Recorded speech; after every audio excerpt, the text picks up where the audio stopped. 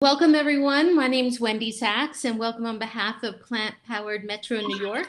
I am on the board and here to greet you and say thank you for joining us for part 3 in a series on whole food plant-based cooking with our beloved chef and my dear friend, Chef Carole.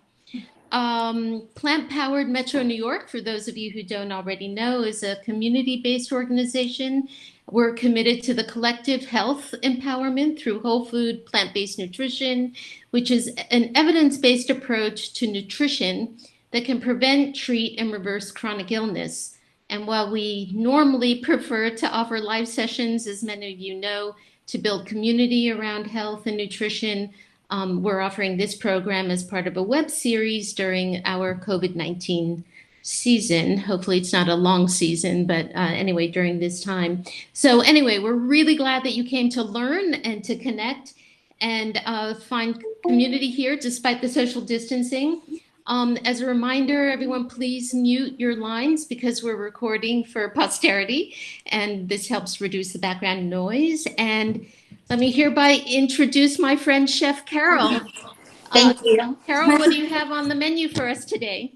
Good afternoon and welcome to my kitchen here. I'm Carole, and we are going to be learning 2 different things today. We're going to make a lemon and dill asparagus soup, and then we're going to make spring pea and mushroom pasta. So we have 45 minutes to cook, and we try to not have you ask the questions during, and if you want to type them in the chat, and Lynn and Wendy will ask the questions at the end. We try to leave 15 minutes at the end for all questions. So let's just get started with the soup, because I did very little prep for ahead of time, and I just want to show you how fast and easy the soup is. And in the spring, I'm always inspired by asparagus, and this year, I actually missed them for Passover, and I thought, why aren't the asparagus out? Because we always have them for Passover, just roasted ones, but they seem to have just hit the farmers markets and grocery stores this past week. One bundle looks like this, and I'm going to show you really quickly how I start with this soup. The very first thing I do with the asparagus is I wash them, okay? And then usually when they're still with their rubber band on, I actually trim them. I trim their tips, actually. I save their little tips. And I'm going to show you, try to get them. And I usually keep their rubber band on so that everything's all together. But I just cut off the little tips. And then I immediately put those in a bowl. And I actually put a little bit of water, and I save these little tips for the end. So let's just put those, and I like putting them in water because maybe there's just a little bit of dirt in them.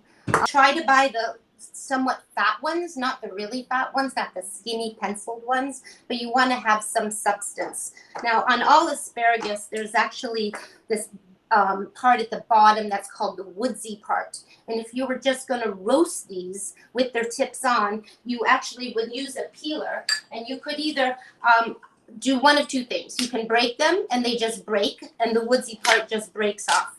It just naturally breaks exactly where the woodsy part is, okay? Just showing you that here.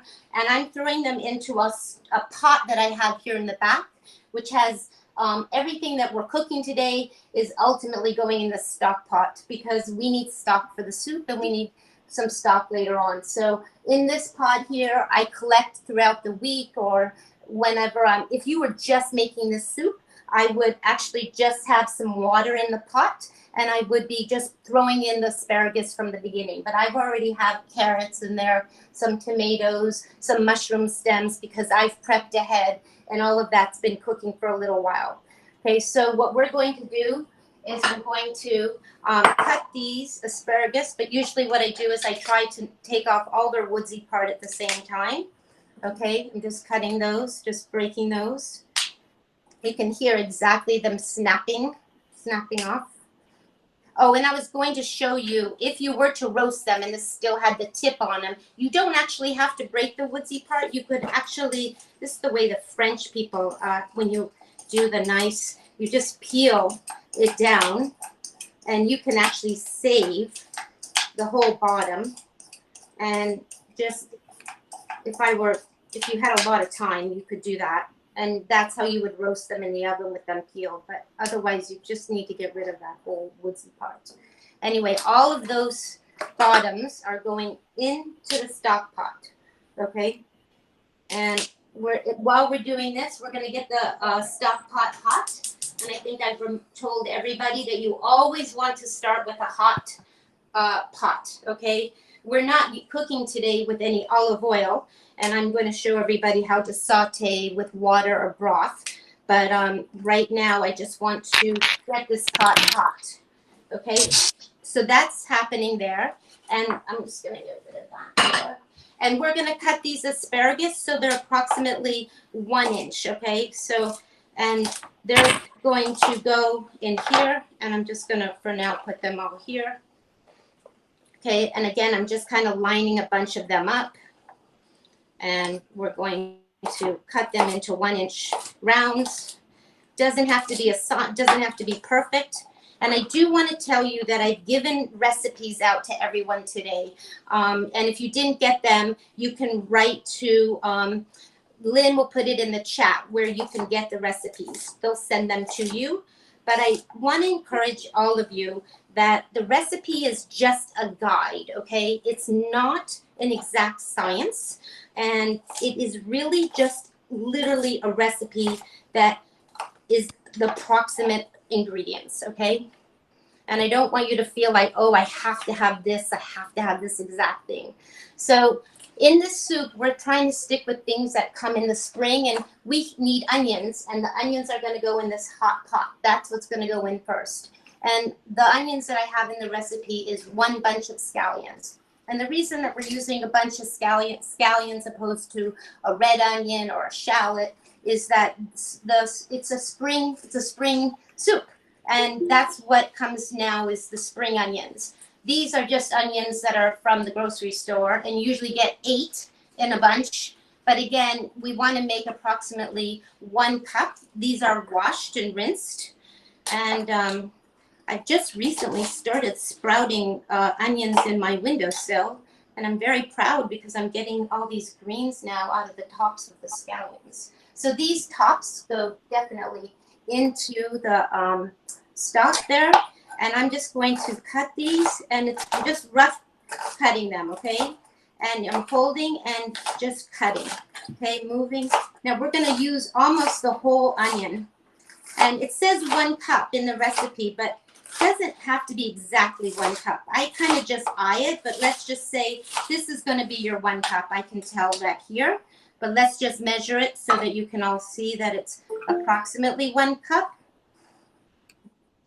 Okay. And that is going to go into our pot. Okay, that is 1 cup. Okay, and the pan is always hot. This is when you would put the olive oil in, but I'm omitting olive oil, and we're going to water saute. And you can water saute with either broth or water. I have the broth as stock, and I have the stock back here, and I'm going to just take a little bit. It's been cooking for a while now. And I'm just going to put just a little bit. And you can hear it sizzling. And I always remind people that when you are cooking, that you're always smelling, you're always listening, and you're always tasting. You're using all your senses all at the same time. So if I were having my back away from this pot, I would make sure that I'm always hearing that crick, crack, crack, crack, crack, crackle.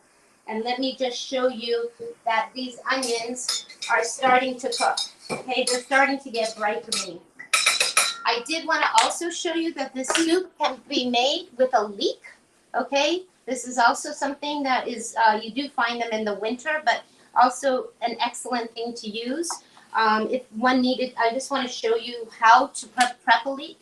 There's 2 ways. No matter what, there's a lot of dirt inside, okay? So you can either cut it going down the middle, or you can make rings out of it. So I'm just going to show you. Now this top part here is definitely for stock if I had a bigger pot. But I'm going to put that stock over the side, and then you would cut this right down the middle, okay? And even though I washed this a million times, there's quite a bit of dirt right there.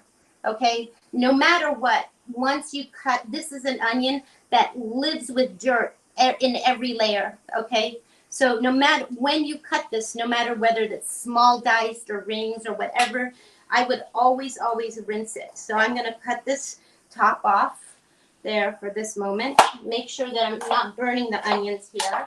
And again, you don't want to drown your onions here. They're not out to be in a bath. They're just out to be sauteing slowly, okay? And because they're green onions, they're bright green. They're getting brighter as they cook. And while I'm showing you, and I'm just going to finish this onion so we can put this in. And I'm just, again, holding my hands like a claw, and we're slowly moving the knife, and we're cutting these. And I'm seeing the dirt as I cut. And the thing that I would do with these immediately is I would take them and I would put them in a bowl. Like I would just put them in a bowl, and then I would rinse them. I would make sure all their dirt is off. Make sure their dirt is off. And I'm looking, and somewhere my, not everything is in the same place. And then I would strain these, and maybe I'd give them another rinse or two again. And I'm just, because we cut these, I'm just going to put them into our soup right now, like that. Okay, and that is what it is to cook a leek, but you always want to wash it. And I'm going to just rinse my cutting board off really quick because there's dirt on it. So if you wanted to make this soup with all leeks, you could do that. You could also make a mixture of red onions. And we all want to eat plenty of onions these days. You know, we're going to talk about all the things that keep our immune system up because we all want to be as strong as possible and at this point. And onions is definitely one of them. And the next thing that is excellent is the garlic. So I have chopped here 4 cloves of garlic. Again, every clove of garlic, sometimes you get them and they're gigantic. You just have to learn what a normal size is. And I wrote 3 to 4 in the recipe, and it's up to you. But I'm putting that in there now. Okay, and we're just stirring this as we go. I can try to show this to you. I know the stove is a little far away, but this is what this looks like so that you can see. Okay, so we have sauteed that. We're going to let the garlic cook for just a minute. Okay, in the meantime, we're going to start prepping our potato for the soup. We've already got our asparagus. Okay, everything's very fast for the soup. So I peeled the just 2 Yukon potatoes. You could use the russet. I don't particularly think russet has a very good flavor except for potato pancakes. So I use the Yukon because I think they're the most flavorful. But honestly, if you just had 2 potatoes, this is the starch in the soup, and this is what's going to help bring it together because we're not going to have any cream in it, and we're not going to thicken it with anything else other than these 2 potatoes. If you didn't have potatoes, I would throw in 2 handfuls of rice. And you could white rice, brown rice. It would actually do the exact same thing as the potatoes. It's just the starch that's going to help bind. I'm listening here, and I can hear that everything is getting stuck. So I'm just going to put a little bit more broth here. Again, if we were having regular onions, which some of you have seen before, they would be brown already. But these are not going to get really brown because they're green onions. So to remind everyone, when we're cutting, you always want to make something that has a flat bottom. You don't want something rolling all over the place. So I've just sliced this potato so that it has a flat bottom. And we are going to just cut it as thin as possible, okay? As thin as possible. It doesn't have to be perfect. This is what it looks like. It's thin, almost like you can see through it. And the reason that I'm cutting it thin is so that it cooks fast, okay? If you were just to cut it into discs, that would be fine as well. Again, this is a soup that I kind of just throw together without any, like, fuss.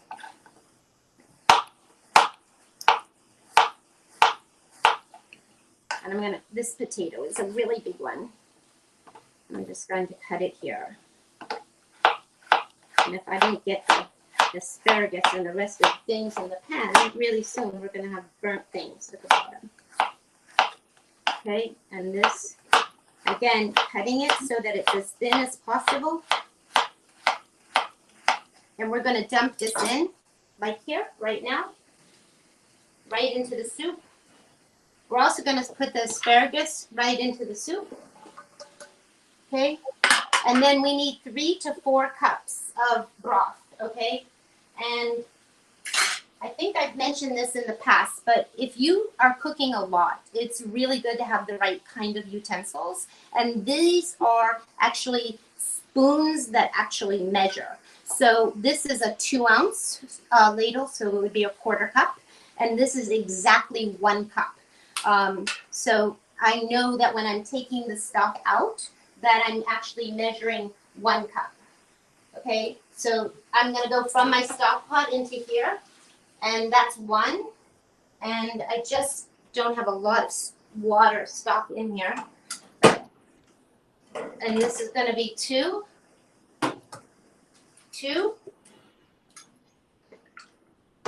And sometimes if I have a lot of small pieces, I've just caught one of the asparagus and I put a strainer over it.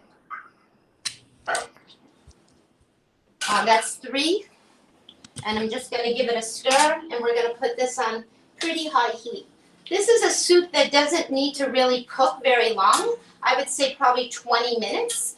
It's going to come to a rapid boil, and we will watch that cook until it's done. But we do need 1 more ladle of stock, and I'm going to take this, and you can see all the remaining things. So that's 4. And usually when I empty that pot of stock and I know that it still has a lot of asparagus that haven't cooked, I actually add water and I let that cook on my stove. I'm one of those people that actually have this stock all the time cooking. So again, that has carrots in it, has onions, has asparagus. Today it has asparagus in it. It doesn't normally have asparagus, but whenever I make any soup, whatever soup it is, I'm always making a stock at the very same time. So let's just say we were making butternut squash soup. I would peel the squash and I would put those peels into the water. And that particular butternut squash soup has ginger in it. I would peel the ginger and put that ginger skin in. But this today is really pretty much this is pretty much a generic stock, but it does now have the asparagus in it. But it is really going to help the flavor. It just enhances the flavor. There are good stocks that you can buy in a box. And just be careful because you want to try, they all put a lot of salt in them. So definitely look for a brand. I'm not the person to tell you the best brand. I'm sure Lynn could recommend one or Wendy could recommend one in the chat box. But because I don't normally buy it in the box. I come from a home where we always make stock. And it's just something that I naturally do on my own. And so that is going to cook. In the meantime, what we're going to do is I want to get the lemon zest ready. And the other thing that we're putting in the soup is fresh thyme, okay? Why are we putting fresh thyme? Because it's a little bit stronger, but if you didn't have any fresh thyme, you would put a teaspoon or so of dry thyme. And the way that this is almost dry because I've had it for quite some time now. And I'm just going and peeling it, pushing it backwards, and literally taking off all of the little herb. And sometimes I end up with little twigs. Try not to end up with twigs in the soup. But that is, I have quite a bit here, and I've been wanting to use it all because it's ready to be used. So I'm just putting that in now.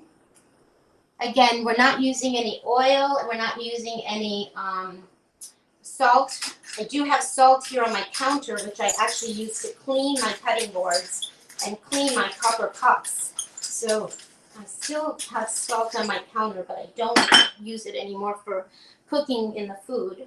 Because once you actually begin to taste food that is not covered up with oil and sugar and salt, it's amazing that you actually taste the product itself and it's not covered up with those other things.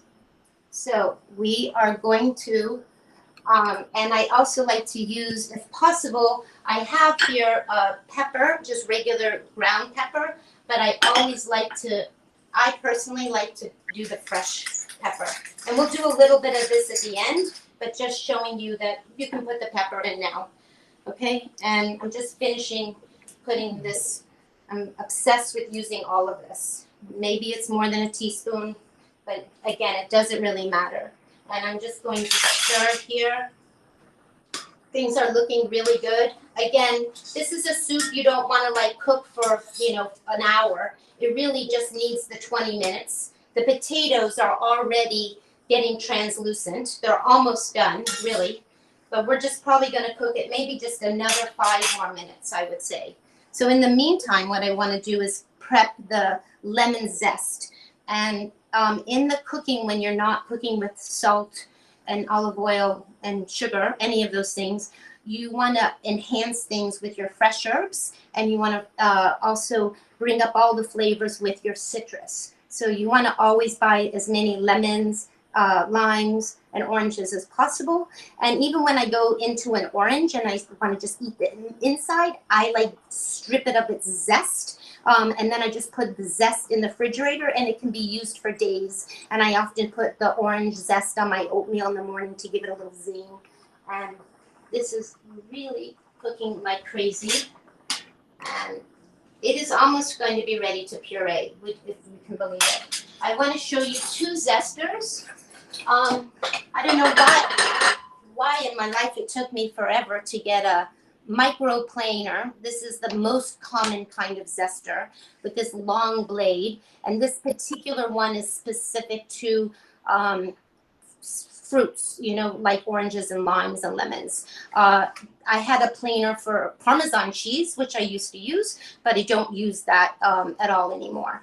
But I just recently bought one of these, but I still love this tool the most. It looks like that. It's just a hand peeler, and I don't know why I love it more.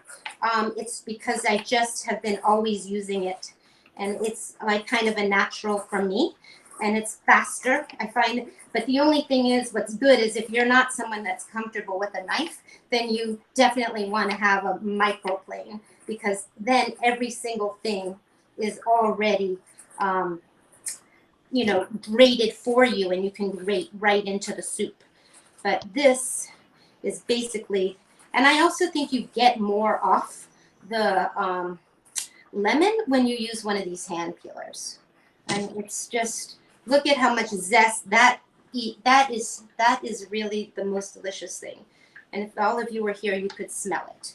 And then what I do after I cut all that, sometimes I just put this into a container and put it in the fridge, and then I actually use the lemon. But we're just going to, we need this roughly chopped. So we're just going to get it chopped. It's all going to get blended ultimately. And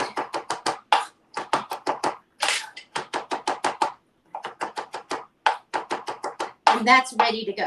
Okay, that's ready for the soup once we start blending it. Okay, that's the zest. It's a lot actually, because it was a big lemon. Sometimes you would only get maybe half of that, but we actually have almost, I would say almost 2 tablespoons here. So am I going to put all of it? I actually am, because you can't go wrong with it, and it is a lemony soup. So, and I'm going to stop this soup here. We're actually ready to, I can tell that it's ready to go only because the potatoes, I'm going to test the potatoes, but they're definitely broken down. They're done. Okay, that's it. The soup technically is done. Now, I recommend if any of you are going to do this, that they don't do it with their stove on. You turn their stove off.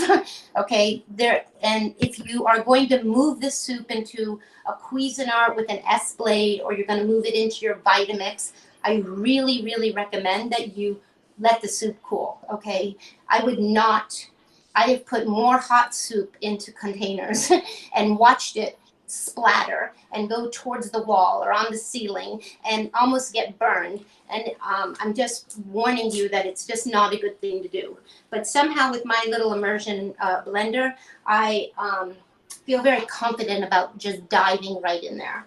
And we're going to plug it in here. I will admit to you there are times when I still have the gas on because I'm just wanting to, and we're going to just blend the soup.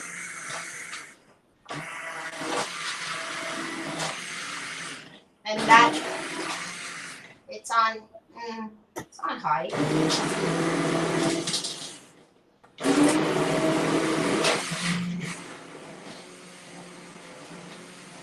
And it, again, maybe it's a little faster in your Vitamix, but I like not having to take it out.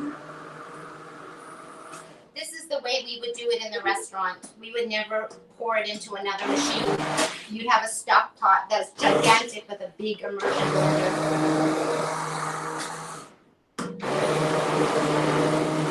And the reason you don't want to cook this soup so long is because you want to keep it as bright green as possible.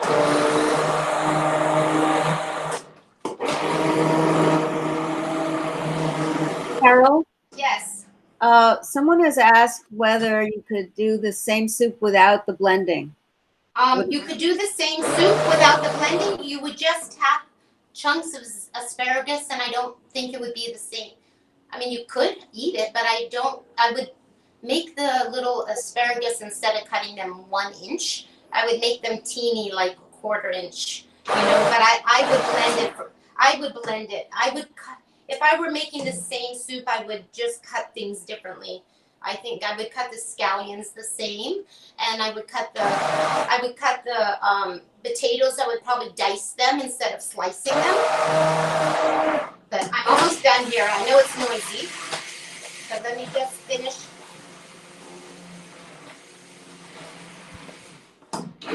And at this point, actually, I'm going to leave this standing. You have to do this very carefully.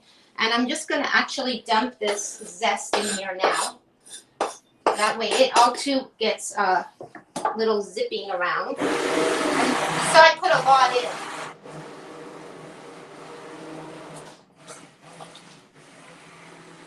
It's almost done.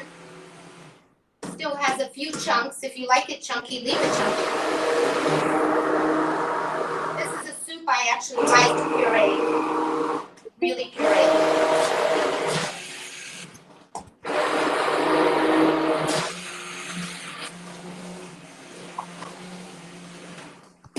And we are done here. Maybe, okay. I'm going to put this back on just a little bit, just a little teeny bit. I'm going to remove this. This goes to the sink. There might be a piece or two in there, but that's okay. Someone gets a little half slice of potato. It's kind of like a little surprise for them. Okay, and going to always get the little spatula because there's stuff on the sides, and I try to show you this. Well, just let me get the proper things here to show you. This is what the soup looks like if it's here and it's pureed. Okay. Now this is the decorative part. I actually go back and get our little tips, and I have the light on under the stove because you want to actually finish cooking the soup just a hair. And I just cook them into these little tips are tender, and I actually cut these in half. Okay. Why do I cut them in half? One, so they cook faster, you know, but two, because I like to make them go through the soup more, and there's not so many tips here actually. So I just cut all of them in half. You could do this while you're waiting for the soup to cook if you want, you know. I often do it beforehand. Sometimes if they're big, I just cut them in half because these are the little things that float in the soup, and I like having them there for presentation as well. And you always have to think about how you're going to present your food because we all eat with our eyes, and I think presentation is the big deal of it. So we're cutting these in half. And as soon as we're almost done here, and these little things are just going to cook, and we have just a very few minutes here to do this because we have to move on to the next thing. Okay, and we have to give those. So these are going to go in. Okay, they're just going to cook for maybe a couple, very, very few minutes. Okay, they're really pretty floating around in there. Another thing you could put in there at this point, if you wanted, was to put a handful of peas, actually, because then it's really beautiful. You've got little green peas floating around in the green soup, and that really tells you that it's spring. This is a good lemon. It's been a struggle lately of our lemons. I'm still reminded of my friends in California who just have lemons all over their trees and in their yards, and you get big bags of them for free. But I'm going to squeeze this lemon right into the soup. Okay. Probably needs both halves. Each lemon, again, depending on the size, I can't just say buy one lemon and you'll get a quarter cup. But most lemons yield about a quarter cup. Each half gives you about 2 tablespoons. It's something you can almost assume, but again, every lemon is different. And this one is a good one, but I tell you, like I mentioned, lately I haven't been finding all really good ones. Now, of course, you always want to taste something before you are serving it to anybody. This is very, very hot. It's actually, it's near perfect. For those of you that are not used to cooking without salt, and you really feel like you have to add salt, this is when I would add salt if you needed to. But I would not do the recipe with, a teaspoon of salt like how you normally would do in a recipe like this. I would just take a little salt and just sprinkle it on top right here. And if you're, all your whole family is just going to say, ew, it doesn't have salt. Or just you serve yourself and then leave some salt on a table for other people to sprinkle. But really, this is when I would add. If you felt like you had to have it, I would do it now. But I certainly would, before doing any of that, I would go to my dill, okay? And that's why I put dill in the soup. And I'm just going to show you, this is fresh dill, okay? Usually comes in a gigantic, big, hairy thing. But recently I found it in one of these small little packages and found that was perfect for me because I'm just one person. And we're going to chop this up. And we're going to get the other food started. And we're going to turn the soup off because those little tips are already done. Okay, and we're just going to serve that soup up. I'm going to leave a little bit of this behind, but you need a tablespoon, and that is a tablespoon right there. And if you all didn't believe me, it is a tablespoon. I'm just going to show you that this is a tablespoon, okay? A tablespoon. And if you had to use dry dill, you could use dry dill. But the fresh, there's nothing like fresh dill. There's no substitute. It's like rosemary. You can have rosemary that's dried, and that's good, but there's nothing like. So I'm going to put this tablespoon in there. I still have quite a bit of dill left on my cutting board here, which is definitely not going to go to waste. I actually have a little bit of green tops here, and I'm going to just use just a hair, just a teeny bit here of just like that, okay? And we're just going to get this plated right now so that you see. So we have our ladle, and my ladle just went away, far away, and sometimes things disappear. I don't know where things go because not sure how. Well, when you don't have a ladle, I don't know where the ladle went. It's interesting. One only has a small kitchen, and it is buried under the scallions. I can see where it is, right there. So I'm going to stir this around. It looks beautiful and green.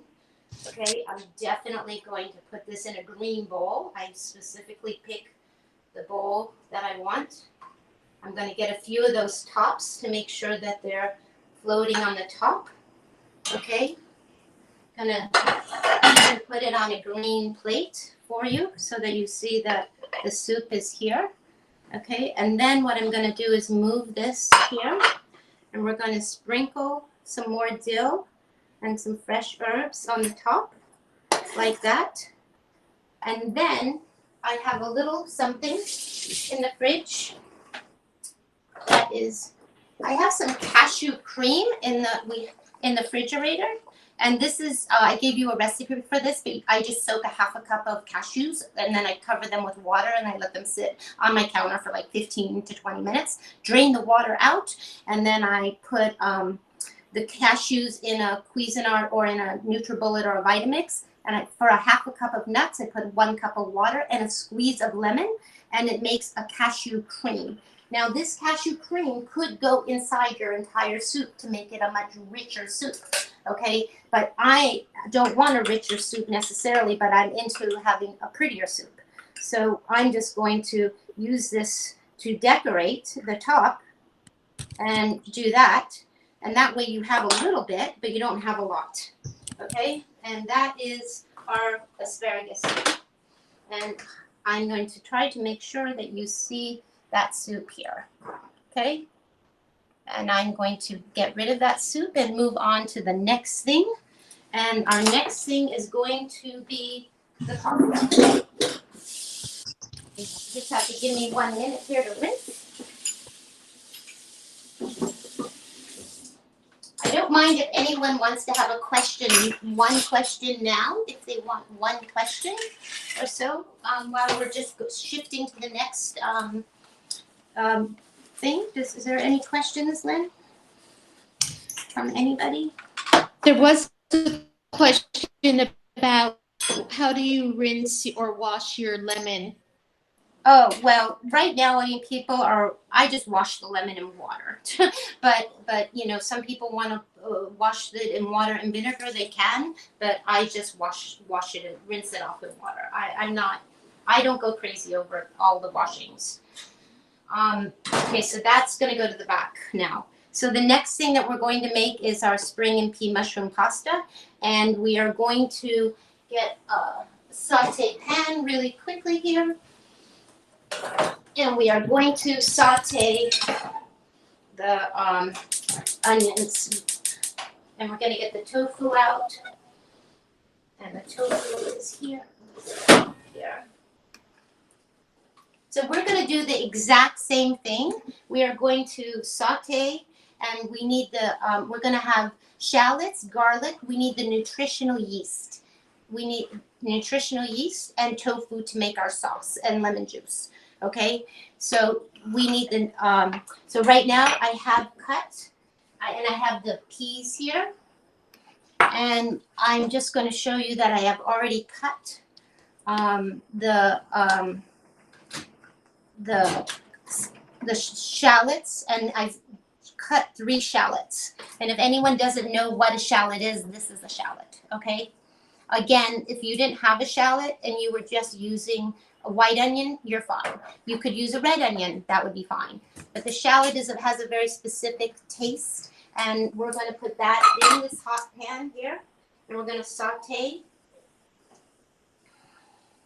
And I'll show. I'm using these great covers. I don't know if we don't have time much to talk about products and things, but I've been buying these really great reusable covers, and they come in all sorts of sizes, and you're able to like cover everything, so you don't have to be using saran wrap for everything, which I find to be quite special. So we have we again have to go back to the ladle. I need the ladle. A second, I'm just getting the ladle. We are sauteing these onions just how we just sauteed just a few minutes ago. Okay.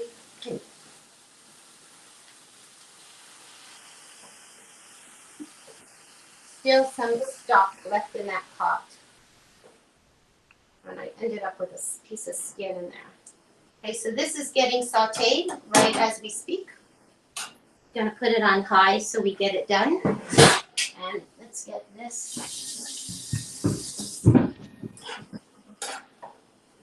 Okay, that's gonna cook. And I chopped up 2 tablespoons of garlic. Okay, or 2 cloves of garlic, actually. Sorry, not 2, just 2 cloves of garlic. So 3 large shallots, and then 2 cloves of garlic. And I'm going to put that in the pan now as well. And you probably could make this sauce without even cooking either one of these things, but I think it's nicer to have these things cooked. Again, you're trying not to have these onions swimming. You want to let the, before you put any more stock or broth or water, you definitely want to cook off the water and see where you are and see if you need to add more or not. Okay? And then I'm going to bring over the Cuisinart here somehow. But I have to explain to you that I'm cooking on the corner of my entire kitchen, and that makes it more difficult for me here when I'm in the demo because I'm just on the edge, but I want you all to see everything as much as possible. So these are the onions. They're cooking, cooking, cooking. And then we need silken tofu. That's the basic of this. That's the base of this recipe. I was going to try to hold it up for you, but it's almost impossible, actually, because it is leaking. And it says that I need 8 ounces. This is a 16 ounce. So I'm going to actually take half of it out. And I'm just literally, I'm not going to even measure it. I'm not weighing it. I'm not measuring it. I'm just literally going to take out, and I always keep my tools in here. This sauce is kind of like a bechamel. If all of you know what a bechamel sauce is, which is usually flour and water and some kind of milk or cream. This sauce that we're making is similar to, will remind you of an Alfredo. If you wanted to double this recipe and use this whole container of tofu, I would, because either you'll make pasta another day or you can make pizza with it on another day. I'm just going to stick it back in the fridge for now. And it also says that we are going to put nutritional yeast in our thing. So I use this Dr. Furman's nutritional yeast. It happens to be one of the cleanest and best. I would not ever buy nutritional yeast out of a big bin because you just want to buy a really good brand and one that you know is a good brand. And Dr. Furman's is a good brand, and I'd be happy to recommend a couple other ones that you could buy at the store. Bragg's makes a good one, but this one is my favorite. And nutritional yeast, we use this a lot in our cooking with no dairy because this gives your food that kind of cheesy flavor. So I'm putting in 3 tablespoons while I'm talking to you. I'm also at the very same seconds listening to this onions, and they are done. They are definitely done. And how do I know they're done? They're not brown. I don't want them brown. I'm just showing you that they're soft and they're translucent and they're really good. Now this is actually a really heavy pan, and I am just going to get it. And ideally, it would be great if you could let these onions cool, but honestly, would I do this normally if I didn't have an audience and just, yeah, I'm not very patient in the kitchen. I often skip a lot of steps. But this is something that if you wanted to do ahead of time and let that cool, it's probably better. Not so nice to have so many hot things in your plastic container here. And this is going to just be a little teeny bit noisy, but not very noisy. Just for a second. And we have to start to this. And we're just going to puree this. And I'm going to pulse it for a few seconds.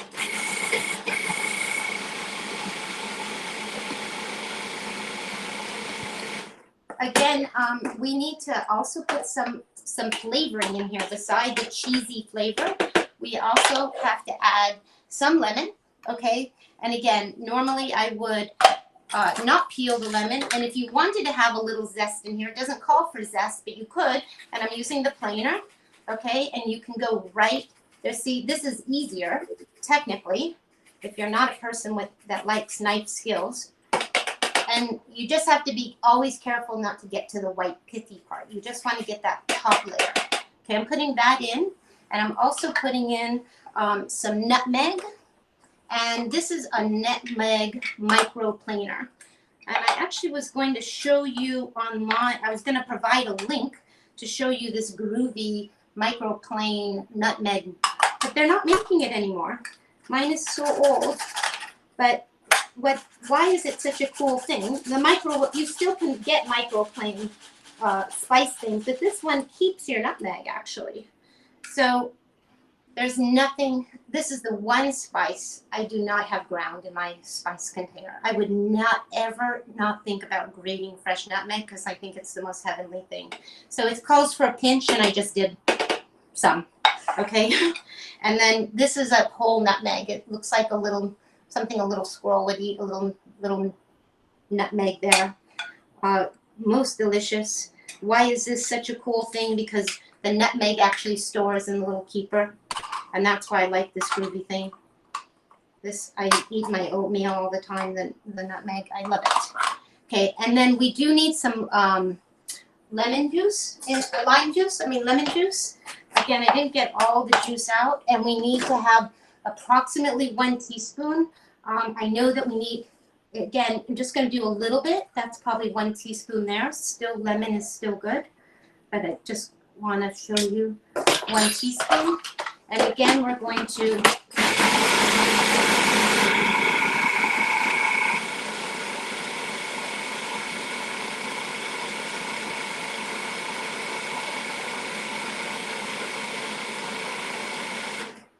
okay, that is our sauce. Let's just give it a taste. Make sure we have a clean spoon before we go in there and taste this. It's pretty good. I would just like to blend it a little more.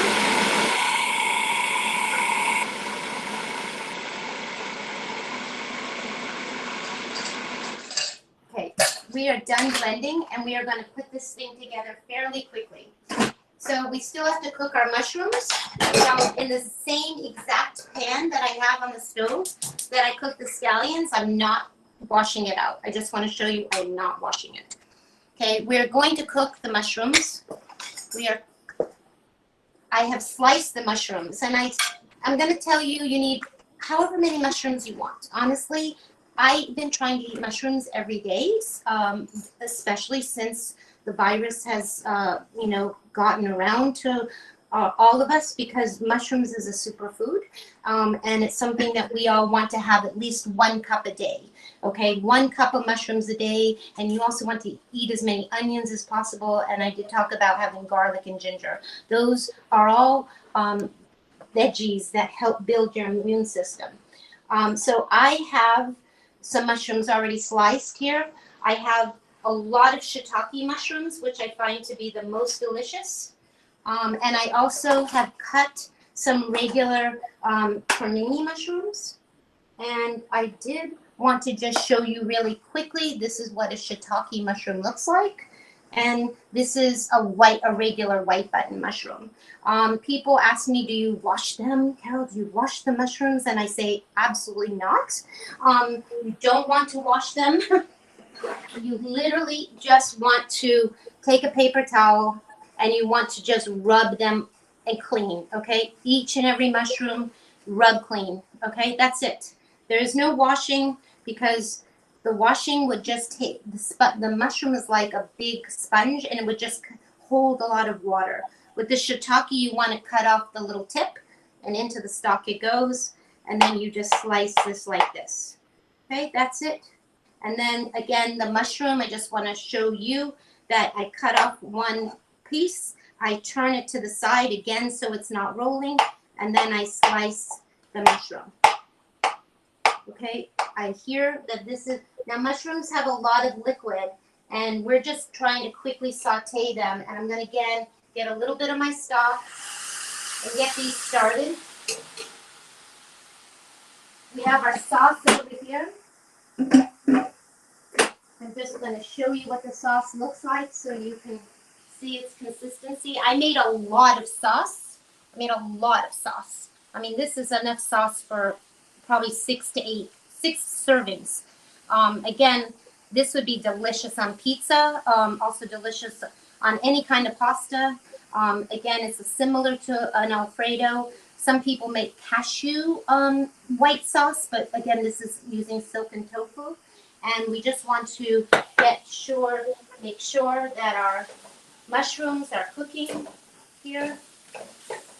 They're sauteing. Again, people are like, I can't believe you're not using any oil, but they are getting crispy as long as you have a nice high heat. That when you cook mushrooms, it's kind of like cooking, if you cook a steak or something, you want to hold in all the juices. So you want to get that heat high and lock in all the flavor. And that is how you get a mushroom.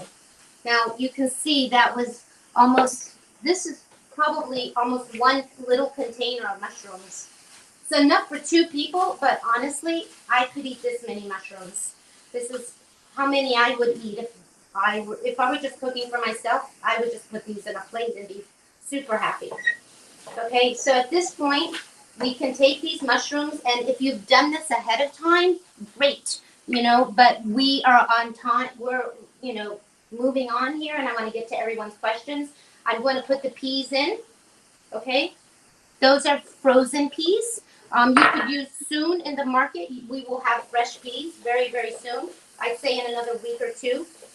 I would say that frozen vegetables are quite good because after they pick frozen vegetables and then they actually cook them a little and then they go right to the freezer. And during this time of when people are having a hard time finding necessarily every vegetable, I've been buying certain things just to have in my freezer. So this, I have made some pasta. I'm going to lower this for a second. We're almost done here. If I could show you, I've made the pasta ahead of time. You all don't need to learn how to make pasta from me, but I'm going to tell you that you can use any kind of pasta.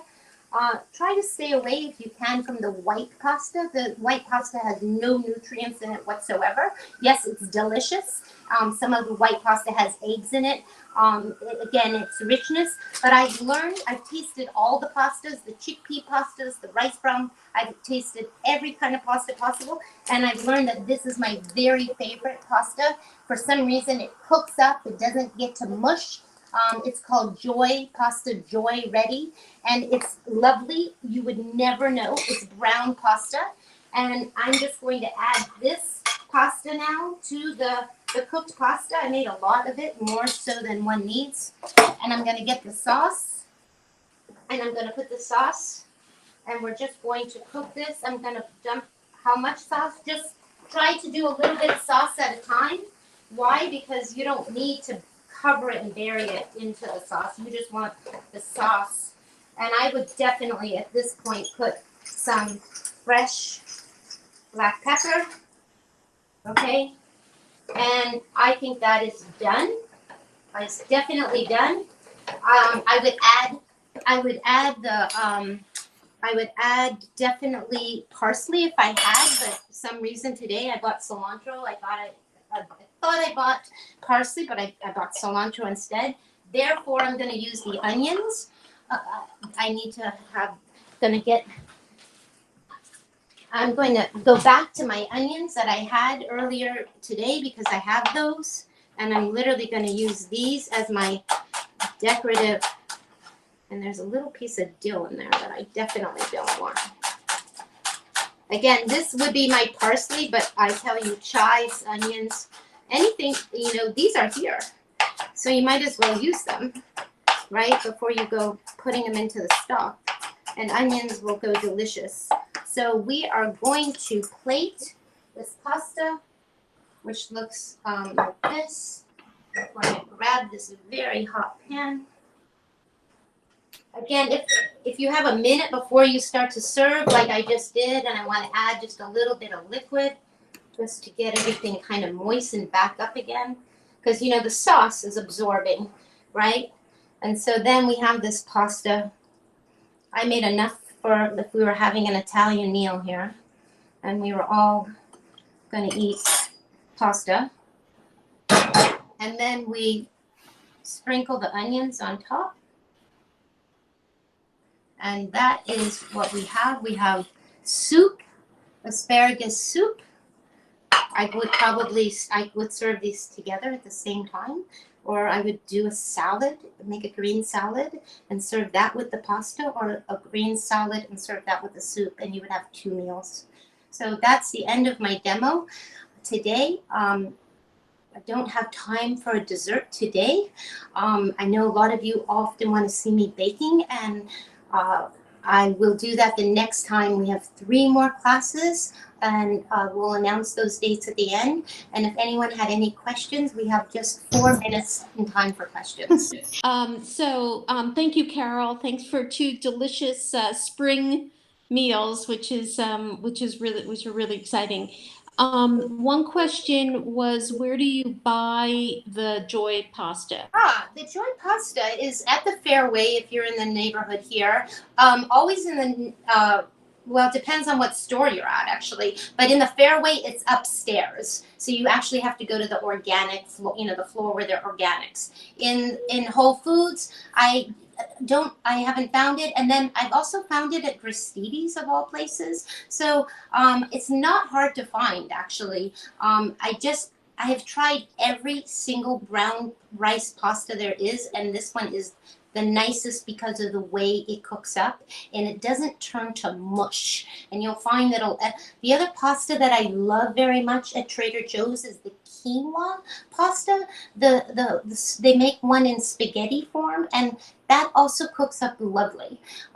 Again, you just try out. I would just recommend you trying them out and find one that you like. But this is definitely a brand that comes in all these great shapes, and it comes in linguine and spaghetti, and I'm always on the hunt for buying it. So excellent, thank you. And another question is, some people are allergic to beans or to soy. Do you have a substitute for the tofu that you might use in the Well, I would use making of the cashews, but I would use cashews. I mean, the two can kind of swap each other out. You're going to definitely end up with a much richer sauce.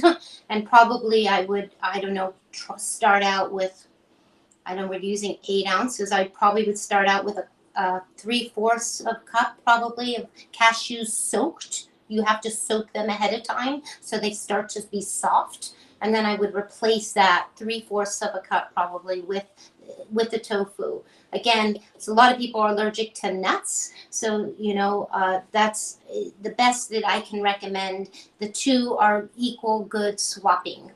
If you don't want the fat and the richness, the tofu is the best thing. If you can't eat the tofu, then eat the nuts, but maybe you can't eat the nuts either. So, but that's Have you had experience with using steamed cauliflower? I know Chef AJ uses that, or also cannellini beans. You could use that. Those things are definitely, you can use those as well. You're just going to, yes, you could use those. The texture just would be much different. But you could use those if you were allergic to soy and nuts. Great. Okay, those are the only questions I saw. Anybody want to unmute themselves or have any others? And if we had 5 minutes, I could show you something really fast, but it's dependent on everybody staying 5 minutes more. I'd say just go for it. We're just 1 minute at 4. So is there any other questions? None that I see on the chat, unless somebody. Okay, and nobody has any questions. So 5 minutes. I'm gonna. Someone. Hang on. Where can we see the recording? The recording, Mitch, will be in the library of the Plant-Powered Metro New York YouTube website. The YouTube. It goes on YouTube ultimately. Ultimately, it goes on YouTube.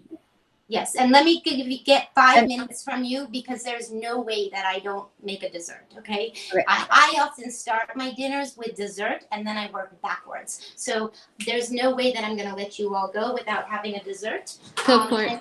And what can we do in 5 minutes? I'm going to show you that I baked beautiful Rome apple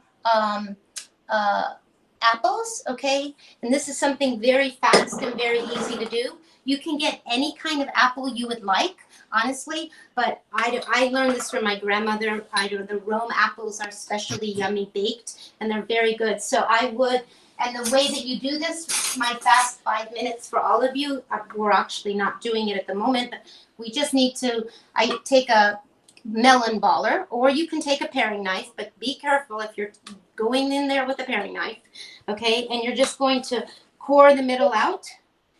Now, I make these apples, and I make 3 or 4 definitely at a time because I eat them for dessert, and sometimes I eat 1 for breakfast, depending, okay? And you literally are just going to dig out the core, and you're not going to, don't go digging out the entire apple. You literally just want to take the core out, which took me like 6 little scoops, and you end up with a hole, okay? And you end up with these here, like this. You end up with these. This is for compost, okay? And then what do? You put some raisins in the hole. You could put apricots, you could put cranberries, you can put whatever you want. But definitely you want some kind of dried fruit. My grandmother would put apricots and prunes, and she would make this compote at the bottom. But for simplicity, and then I have walnuts. I like a few walnuts in there, not too many, just a few. You don't want to jam it in there. You don't want to pack everything in there, okay? And then the nutmeg, and you want the cinnamon. So the nutmeg is, and then what I do is I carefully get a pan, and let me just show you, we'll pretend in this pan for now. I would get a pan, and I put the apple in, okay? And in this pan, I would I've already put 3 apples like I did there, and then I would sprinkle the cinnamon, and the cinnamon's over here, and I have a big thing of cinnamon, and I just sprinkle a little bit on the top. And why do I do that on the outside and not so much on the inside? I put a little inside. I love the cinnamon taste on the skin because the skin gets really yummy. And then I am a much more, like we just talked about it 2 seconds ago, I am such a fan of nutmeg that I always give it a little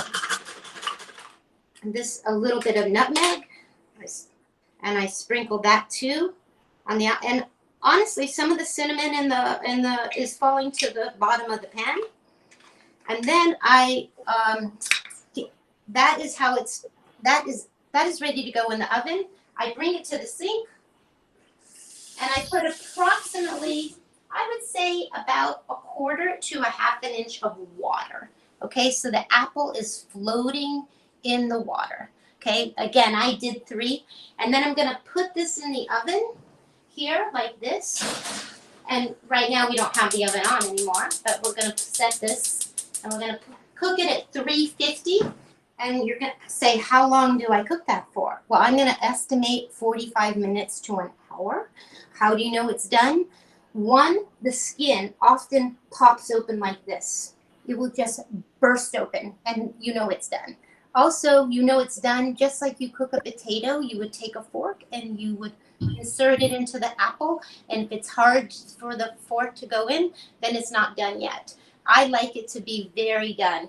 You also want to marinate this, and what does that mean to marinate? While it's cooking during the hour, you go into the stove every hour, during the hour, and you take that water and you're pouring it over. And why are you doing that? Because you're putting the juices right back into the apple, and you're basting the skin, because the skin is the most, it's like, how people like to eat.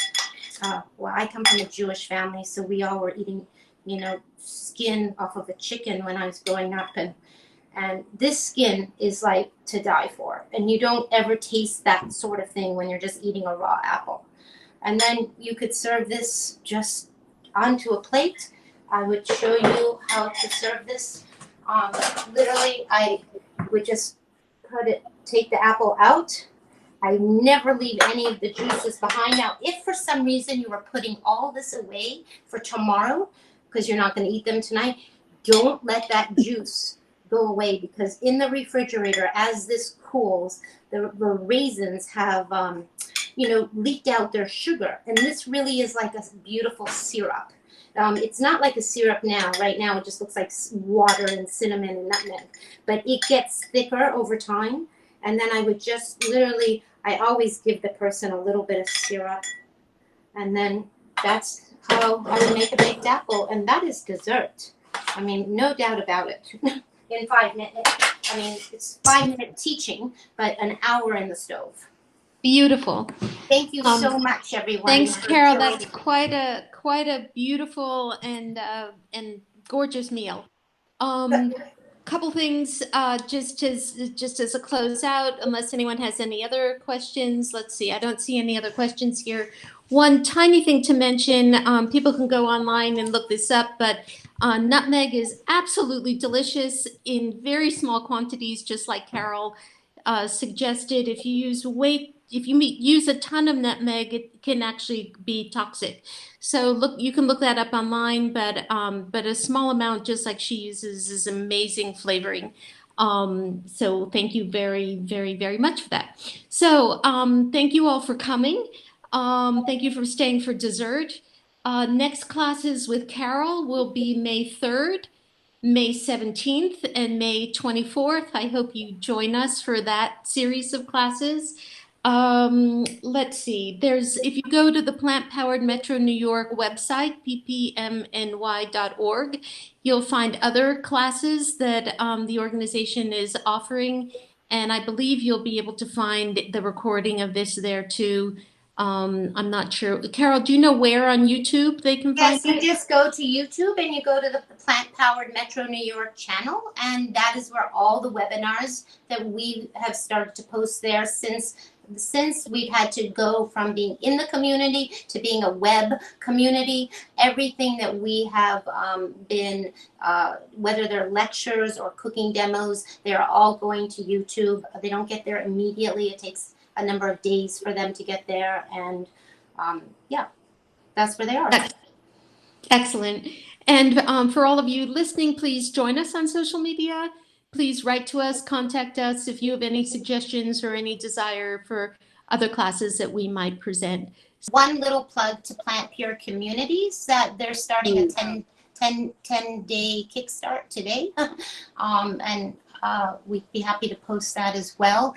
But if any of this is new, some of you it's new, some of it have learned about it for the last year because you've been kind of following me for a little while. But Plant Pure Communities is starting today. It's a free jump start, and they're actually addressing building your immune system with whole food, plant-based eating.